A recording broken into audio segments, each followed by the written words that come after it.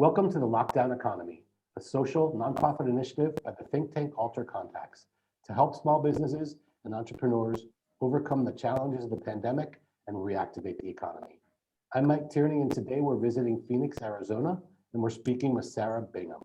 She's the co-founder and owner of Antique Sugar. Sarah, thanks so much for sharing your time today. Oh, no problem. Thanks for inviting me. So first, just let's start out with share with us what your business is, what it does, and how it got started. We sell vintage clothing for men and women spanning the 1900s. We sell, it has to be wearable clothing in good condition. We started in 2010 and yeah, we've been going strong ever since, except for maybe that little bump in the road in 2020. And did you go through some different iterations? Like I think I read in preparation for this interview that you started online. Yeah, it's my friend Anna and I. We always were thrifting together all through high school. We've known each other forever. So all through high school, we would, all of our spare time we would spend in the thrift stores, and we would come across things that wouldn't fit either of us, but they were just too amazing to leave at the thrift store. And so we ended up buying just kind of a ton of stuff and keeping a ton of stuff. And Anna always said, oh, that's okay. This will be for the shop that we have one day. And then, so fast forward, I don't know, 5 years, we just start selling on eBay. And then eventually that led to opening, we just rented space in an antique mall and sold there for a while. And then, yeah, in 2010, we took the plunge, quit our jobs, opened a store.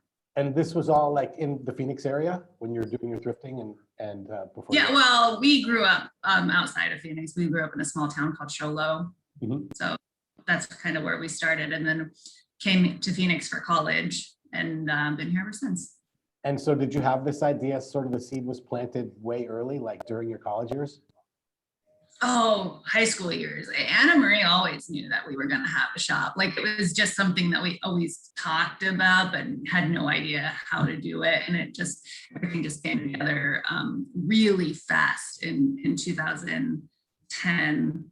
I was working for a nonprofit, and I actually got sent home from work one day because I was working too much. Like, they told me I was, God, it's such a long story, but anyway, so they told me that I could not work anymore that week because it was illegal. And I was really upset because I was an event planner and this was my biggest event of the year. And they're like, we've got this handled, you need to leave. And so I stumbled into a vintage clothing store. The owner had passed away and they were liquidating the merchandise. And I didn't have any money, but I made an offer on all of it because we were already selling online. So I offered to buy all the inventory, and I didn't have any money and I didn't know how I was going to get the money. And the person running the liquidation said, sure. And then that conversation kind of turned into us taking over the lease. Like, this all happened in a day, on the day I got sent home from my job for working too hard. Yeah. So we took over the lease on the shop and borrowed a very small amount of money from Annamarie's parents. And then we didn't have a parachute. If we did not make enough money to pay our rent the next month, then we were out of business already. So it was like we jumped in and just hit the ground running right away. And then went for it. So how has the pandemic, walk us through how you managed through the different versions of lockdowns that you experienced and what you did to combat that? I was kind of following the pandemic really early on. I was watching, I'm kind of a news junkie. So I knew that it was coming. And a few weeks, probably at the end of February, I called, we have 2 employees. It's Annamarie and me, and then our 2 girls. We just kind of got together when I said, this is going to be bad, it's coming. And we're probably going to have to close down for business. This was like when everything was real bad in Italy and everything was shut down. And so we just brainstormed one night all the ways that we could keep making money while we were closed. And so we came up with some really good social media ideas and just how we were going to go fully online if we needed to. And then surely, like a couple weeks later, March 17th actually was the day that we shut down. And so we still went into work every day, and we just we just went crazy with the online listings. Like we were selling exclusively on Instagram for a long time, but it was like a full day of shooting. Like one of our girls would put on the model the clothes, and the other girl would photograph the clothes, and then I would write the descriptions of the clothes, and Annamarie would do all the posting online. So it was the most hustle we've experienced ever, probably even more so than when we first opened. It was like do or die. Yeah. And so, and did you use the postal service to get the clothes out to the customers? No, we shipped everywhere, but also offered curbside pickup so that they could just like, I did a little bit of delivery too. Like if people were close to the shop, like within a few miles, I would just drop it off on their porch. But yeah, it was delivery, pickup, and postal service. And can you drill down a little bit more on the social media concepts that you ran out, and how it might have differed from what you did when you were just doing your eBay stuff in the early days before you even got your shop?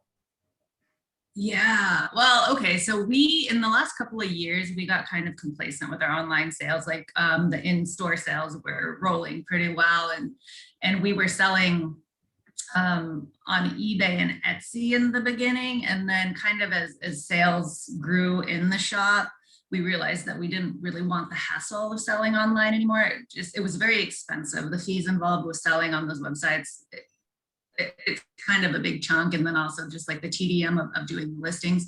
So we kind of phased that out, and we weren't selling online very much. We would post like on Facebook and Instagram items every day. And if somebody wanted to buy it on Instagram, then we would just send them an invoice. But it was like, a couple items a week we would sell online. So it was not a huge chunk of our revenue. But then when we closed down, 100% of it went to Instagram. So we were just posting, 20, 25, 30 items a day in our stories. We would post them with like the sizes and the price, and then people would message us if they wanted to purchase the item, and then we would send them an invoice, and then we would ship the item or hold it for pickup. So it was very labor intensive. I was staring at Instagram. And I couldn't miss a sale because like every cent mattered so much. So I was checking my Instagram messages in the middle of the night, and invoicing people all hours of the day, just because I was afraid if you let the lead go too long, then they'll decide, oh, I don't need that item after all. So it was like you were really trying to catch them as they were interested right away. Yeah. Just like when they're in the store, that's when they want to buy. So you want to be like, all right, let's get what you're looking for and get you. Right. Yeah, that's great. So how did you restock your inventory as stuff was going out the door? We didn't. We buy most of our stuff from estate sales, and we do a little bit of thrifting, and then also we do appointments from people. Like, I don't know if you're familiar with Buffalo Exchange. It's like you bring your old clothing in, and then you can sell it for cash or store credit. So we do the same kind of situation where you can bring your stuff in and sell it to us. But we weren't seeing anybody. So those appointments ended, and nobody was having estate sales. And we just were very careful. Like the four of us working together, we never saw anybody except for our families and each other. That was like our little bubble. So we had a huge inventory when we started. Just you saw the shop, just tons of stuff. And so we just sold and we didn't restock anything really. I think we had there was one person that called us over the summer, and his parents had passed away. And so we went out to his house and bought all of his parents' clothes. That was the only big restock that we did. And so, yeah, we're still up until now having trouble, especially now that business is back pretty much to normal. We're having kind of a hard time keeping our inventory as high as we'd like to have it. Yeah. Because buying again, but I'm not having as many people sell as they used to. Right. Are the estate sales starting to come back again in the area? Yeah, I just went to one the other day. It was good. Good. Go ahead. Well, I was just going to say, it sounds like you really were fortunate in that you had that big, inventory to start out with before even knowing that this was coming. And then also that you were able to sort of, trickle it out so that you weren't completely empty before this thing got back to semi-normal as the vaccination programs are happening and things are opening up. We have so much stuff. Even now, I, I don't even know how long it would take us to sell our stuff one at a time, like, and actually like deplete our entire inventory. We just have an enormous collection of things, and it's always changing. So have you, do you sort of keep tabs on other businesses like yours in your community, or even, what people are doing online to get ideas, share best practices, find out how they're contending with the restrictions, and even customers of yours that are repeat customers, how they're doing? And do you have any news on that stuff? I'm good friends with a lot of the other vintage shop owners, and we share resources a lot. Actually, when the lockdown first started, we had this group chat on Instagram where we would all get on and just any sales leads we had or anything that seemed to be working for us, we would share. Also, like grant information, like if somebody found like a grant opportunity, we would share that. It was all, we just have such a good community here. We're all such good friends. So we've been always, as long as we've been in business, been like cross promoting all the other shops, and it's been really good. As far as keeping tabs on what other people are doing online, I don't watch social media. Like, I don't look at it that often. So I guess no, in that regard. Like, if I don't have a conversation with another shop owner about what they're doing and what's working for them, then I'm just not going to pick up on hints from seeing what they do online, because that's personally just that's not where I am. That's not where my eyes are. So everything that we do, it's kind of just like, maybe, I don't want to say like a unique idea, but it's an idea that between the four of us, Anna, the two girls, and me, it's a lot of brain power, and we have really good, funny marketing ideas, and everything that we do is kind of like an original, oh, let's try this and see if it works. And sometimes it's great, and sometimes it fizzles out, and that's fine. Sure. Are there any couple of them that you could mention to us that really turned out great, that were special to you guys that you hadn't seen elsewhere? Marketing ideas? Before, at the beginning of the lockdown, before we actually started an e-commerce website in the middle of last summer, but before that, when we were on Instagram, relying on it for all of our sales, every day we would come up with like a punny theme for our stories. Like, one of the first themes that we did was quarantine and chill. So we did like 30 just loungewear looks, like robes and lingerie and like just polyester loungers or caftans or whatever. So the whole thing was just like about chilling in your house, or every day was just like any kind of outrageous theme that we could think of, that we could like put together enough looks to share on that theme, that people loved it. People would just message us all day long about how funny like our themes got to be. Yeah, it sounds good. So were you doing, on the display part, were you using laying them out, using the four of you to model, or were you using mannequins, or all of the above? How did you display online? We were pretty isolated, the four of us. So yeah, we have one girl, her name's Anna, and she's gorgeous, and she actually fits all the clothing.